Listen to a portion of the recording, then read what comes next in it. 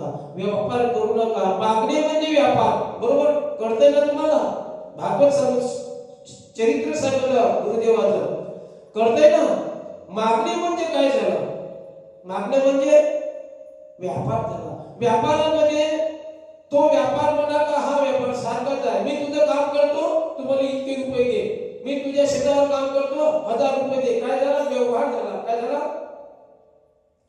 देवासोबत, देवा मी तुझं नाव घेतो, माझं बरं होऊ दे. काय झाला? व्यापार तोही होय, व्यवहार तोही होय, व्यवहार हाय होय. पण व्यवहार कसा असला पाहिजे? हे प्रार्थना गुरुदेव से, गुरुदेवाला विनंती करा, हे प्रार्थना गुरुदेव से, यह स्वर्गमय संसार हो, अति उच्चतम जीवन मने परमार्थमय व्यवहार हो. व्यवहार कसा असला पाहिजे आपला? हा